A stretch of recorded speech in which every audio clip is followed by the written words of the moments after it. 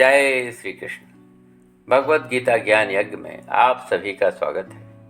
कहा जाता है कि सतयुग में दैवी प्रवृत्ति के व्यक्ति और राक्षसी प्रवृत्ति के व्यक्ति अलग अलग ग्रहों पर रहा करते थे।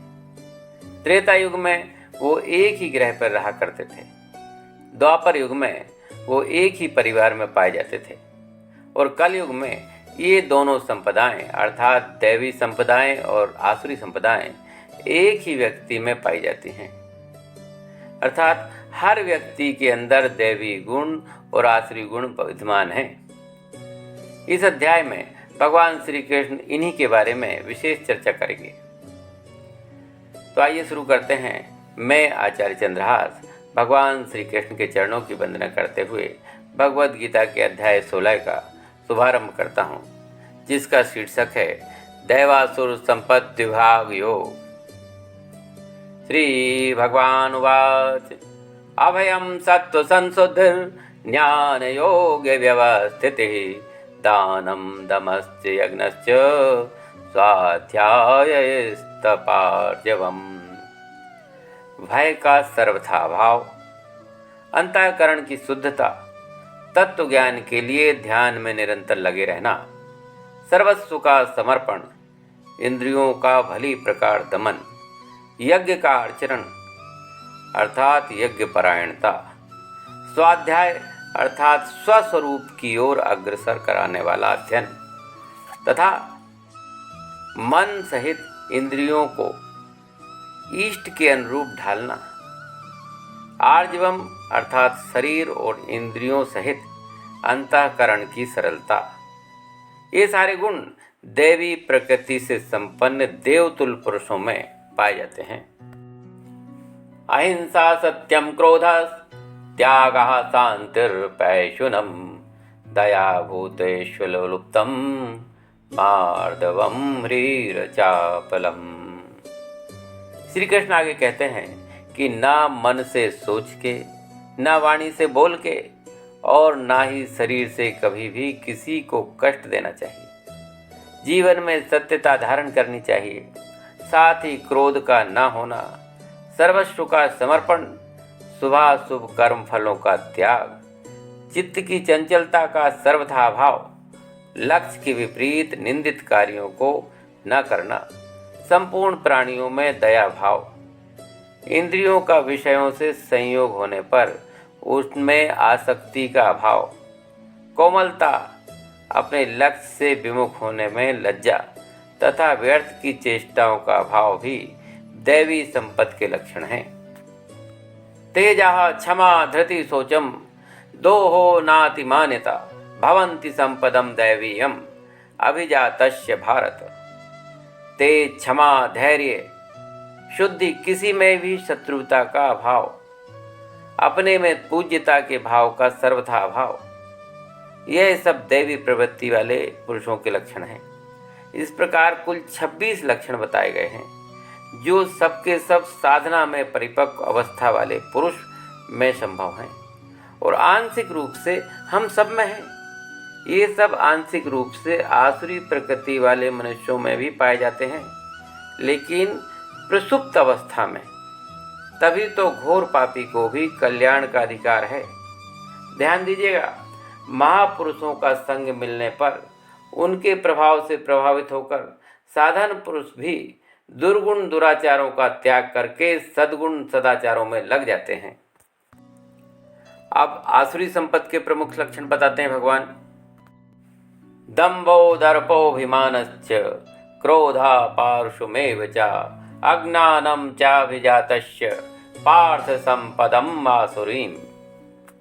हे पार्थ, पाखंड, घमंड, अभिमान, क्रोध, कठोर वाणी और अज्ञान, ये सब आसुरी संपत्ति के लक्षण हैं।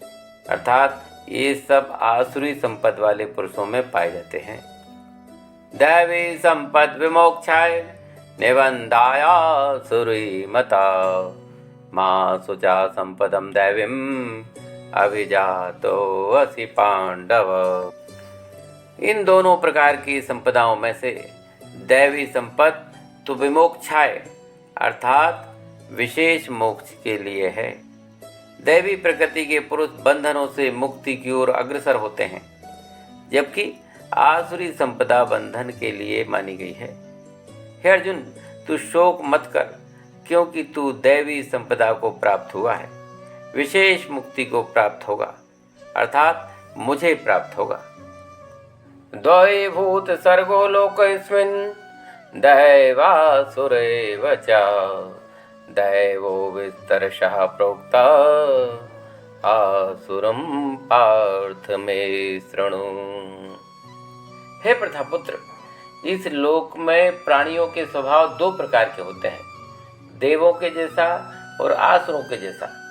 जब हृदय में दैवी संपत्ति कार्य रूप ले लेती है तो मनुष्य ही देवता है, और जब आसुरी संपत्ति का बाहुल्य हो तो मनुष्य ही असुर है। सृष्टि में ये दो ही जातियां हैं।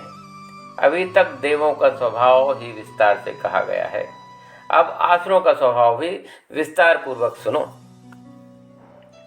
दोस्तों, अभी आप जो सुन रहे हैं वह भगवत गीता की एज इट इज व्याख्या चल रही है, अर्थात श्री कृष्ण के मुख से जो श्लोक निकले उन्हीं का हम सरल शब्दों में अर्थ आपके सामने प्रस्तुत कर रहे हैं।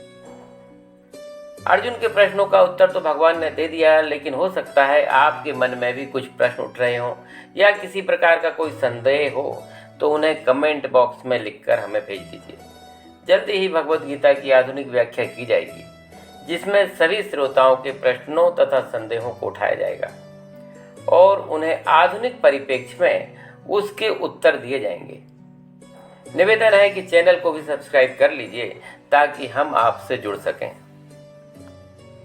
प्रवृत्तिं च निवृत्तिं च जनाना विदासुरः न शोचं नापि चाचारो न सत्यं तेषु वेद्यते। आसुरी स्वभाव वाले पुरुष यह नहीं जानते कि क्या करना चाहिए और क्या नहीं करना चाहिए। उनमें ना तो पवित्रता, ना उचित आचरण और ना ही सत्य पाया जाता है। असत्यम प्रतिष्ठम ते जगदाहुरनीश्वरम अपरस्पर संभूतम किमन्यत् काम हेतुकम। वे कहते हैं कि यह जगत मिथ्या है, इसका कोई आधार नहीं और इसका कोई नियमन किसी ईश्वर द्वारा नहीं होता। उनका कहना है कि यह काम इच्छा से उत्पन्न होता है और काम के अतिरिक्त कोई अन्य कारण नहीं है। ताम दृष्टिम वष्टभ्य नष्टात्मानो अल्पबोधयः प्रभन्त्युग्र कर्मणः क्षयाय जगतो हितः। ऐसे निष्कर्षों का अनुगमन करते हुए आसुरी लोग, जिन्होंने आत्मज्ञान खो दिया है और जो बुद्धिहीन है, ऐसे अनुपयोगी एवं भयावह कार्यों में प्रवृत्त होते हैं जो संसार के विनाश के लिए होता है। काममाश्रित्य दुष्पूरम दंभमान मदान्वितः मोहाद गृहीत्वा सद्ग्रहान् प्रवर्तन्ते असुचिव्रतः। वे मनुष्य कभी ना संतुष्ट होने वाले काम का आश्रय लेते हैं, दंभ, मान और मद से युक्त होते हैं, अज्ञान से मिथ्या सिद्धांतों को ग्रहण करके अशुभ तथा भ्रष्ट कर्म का व्रत लिए रहते हैं। चिंताम परिमेयां च प्रलयांताम उपाश्रितः कामोपभोग परमा एतावदिति निश्चितः। वे जीवन पर्यंत अनेक चिंताओं से ग्रसित रहते हैं, विषयों को भोगने में तत्पर होते हैं। उनका मानना है कि बस यही आनंद है, जितना भोग सको सो भोग लो, इसके आगे कुछ नहीं। इनके अनुसार इंद्रियों की तुष्टि ही मानव सभ्यता की मूल आवश्यकता है। आशा पाश शतैर्बद्धा काम क्रोध परायणः यहन्ते काम भोगार्थम अन्यायेनार्थ संचयान्। जो कामना में अपनी इच्छा में फंसा रहता है, वो उसके लिए कुछ भी करने के लिए तैयार होता है। आसुरी प्रवृत्ति के मनुष्य लाखों इच्छाओं के जाल में बंद कर तथा काम और क्रोध में लीन होकर इंद्रिय तृप्ति के लिए अवैध ढंग से धन संग्रह करते हैं। इंद्रिय भोग ही इनके जीवन का चरम लक्ष्य है। इदमद्य मया लब्धम इमं प्राप्स्ये मनोरथम इदमस्तिदमपि मे भविष्यति पुनर्धनम अशौ मया हता शत्रुर् हनिष्ये चापरानपि ईश्वरोऽहम् अहं भोगी सिद्धोऽहं बलवान सुखी। वे सोचते हैं कि मैंने आज यह पाया है, इस मनोरथ को प्राप्त करूंगा। आज मेरे पास इतना धन है और अपनी योजनाओं में से मैं और अधिक धन कमाऊंगा और फिर कभी इतना धन हो जाएगा। इस प्रकार के मनुष्यों में अहंकार कूट कूट कर भरा होता है। ये लोग ऐसा सोचते हैं कि वह शत्रु मेरे द्वारा मारा गया और दूसरों को भी मैं मारूंगा। मैं ही ईश्वर और ऐश्वर्य को भोगने वाला हूँ। मैं ही सिद्धियों से युक्त हूँ। मैं ही बलवान हूँ। मैं ही सुखी हूँ। आड्यो भजन्वानस्मि कौन्योस्ति सदृशो मयः यः छेदास्यामि मोदिष्य इत्यज्ञान विमोहितः। मैं सबसे धनी व्यक्ति हूँ और मेरे आसपास मेरे कुलीन संबंधी हैं। कोई अन्य मेरे समान शक्तिशाली और सुखी नहीं है। मैं यज्ञ करूँगा, दान दूंगा और इस तरह आनंद मनाऊंगा। इस प्रकार ऐसे व्यक्ति अज्ञानवश मोहग्रस्त होते रहते हैं। ये अपने बुरे कर्मों को दान और यज्ञ के द्वारा छुपाना चाहते हैं। अनेक चित्त विभ्रांता मोहजाल समावृतः प्रसक्तः काम भोगेषु पतन्ति नरकेषु च। आश्रित स्वभाव वाले मनुष्य अनेक प्रकार की चिंताओं से ग्रसित होकर तथा मोह जाल में बंधकर इंद्रिय भोग में अत्यधिक आसक्त हो जाते हैं और नरक में गिरते हैं।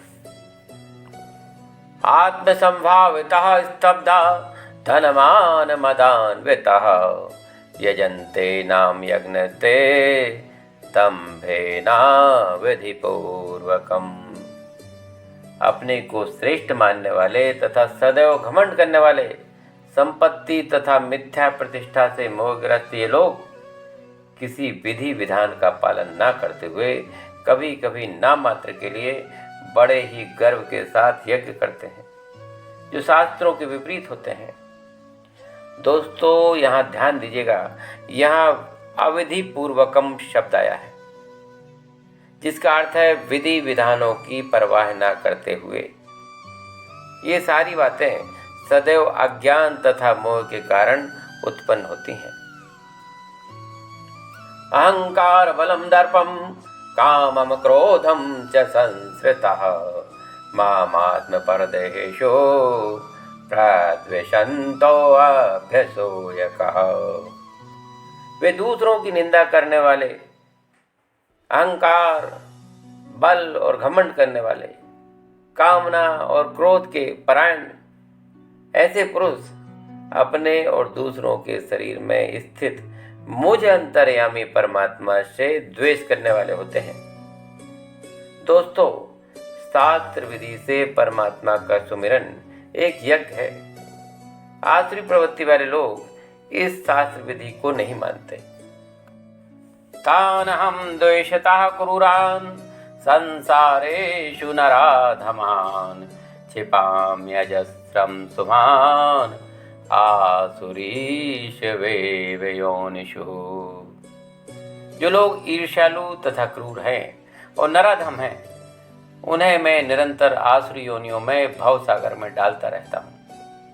यहाँ स्पष्ट है कि आसुरी लोग भले ही भगवान की श्रेष्ठता को स्वीकार न करें, लेकिन उनका अगला जन्म भगवान के निर्णय पर निर्भर करेगा, उन पर नहीं। आसुरीं योनिमापन्ना मूढ़ा जन्मनि जन्मनि माम प्राप्यैव कौन्तेय ततो यान्त्यधमां गतिम्। जब तमोगुण की बाहुल्यता होगी तो स्वाभाविक है कि सतोगुण और रजोगुण कम हो जाएंगे। ऐसे व्यक्ति आसुरी योनियों में बारंबार जन्म ग्रहण करते हैं और कभी भी मुझ तक नहीं पहुंच पाते। वे धीरे धीरे अत्यंत अधम गति को प्राप्त होते हैं, जिसका नाम नरक है। त्रिविधम नरकस्येदं द्वारम नाशनम आत्मनः कामः क्रोधस्तथा लोभः तस्मादेतत्रयं त्यजेत्। इस नरक के 3 द्वार हैं, काम, क्रोध तथा लोभ। प्रत्येक बुद्धिमान व्यक्ति को चाहिए कि इन्हें त्याग दे, क्योंकि इनसे आत्मा का पतन होता है, जिसके कारण व्यक्ति अधोगति में जाता है। इन्हीं तीनों पर आसुरी संपत्ति टिकी हुई है। ऐतैर्विमुक्तः कौन्तेय तमो द्वारे ये स्त्रीभिर्नरः आचरत्यात्मनः श्रेयः ततो याति परां गतिम्। जो व्यक्ति इन तीनों नरक द्वारों से बच पाता है वह आत्म साक्षात्कार के लिए कल्याणकारी कार्य करता है और इस प्रकार क्रमशः परम गति को प्राप्त होता है। दोस्तों, मनुष्य को चाहिए कि मानव जीवन के तीनों शत्रुओं अर्थात काम, क्रोध तथा लोभ से अत्यंत सावधान रहे। जो व्यक्ति जितना ही इन तीनों से मुक्त होगा उतना ही उसका जीवन शुद्ध होगा। तब ही वह वैदिक साहित्य के आदिष्ट विधि विधानों का पालन कर पाएगा। इस प्रकार मानव जीवन के विधि विधानों का पालन करते हुए वह अपने आप को धीरे धीरे आत्म साक्षात्कार के पथ पर प्रतिष्ठित कर सकता है। यह शास्त्र विधि मुत्सृज्य वर्तते कामकारतः न सा सिद्धिं वाप्नोति न सुखम न परां गतिम्। जो शास्त्रों के आदेशों की अवहेलना करता है और मनमाने ढंग से कार्य करता है वह ना तो सिद्धि को प्राप्त होता है और ना परम गति को, ना ही सुख प्राप्त करता है। तस्मात् शास्त्रं प्रमाणं ते कार्य व्यवस्थितौ ज्ञात्वा शास्त्र विधानोक्तं कर्म कर्तुम् अर्हसि। अतएव मनुष्य को यह जानना चाहिए कि शास्त्रों के विधान के अनुसार क्या कर्तव्य हैं और क्या अकर्तव्य, अर्थात क्या करना है और क्या नहीं करना। मनुष्य को ऐसे विधि विधानों को जानकर कर्म करना चाहिए जिससे वह क्रमशः ऊपर उठ सके। भगवद गीता के 16वें अध्याय का यहीं पर समापन होता है। अगले अध्याय में पुनः मिलेंगे। जय श्री कृष्ण।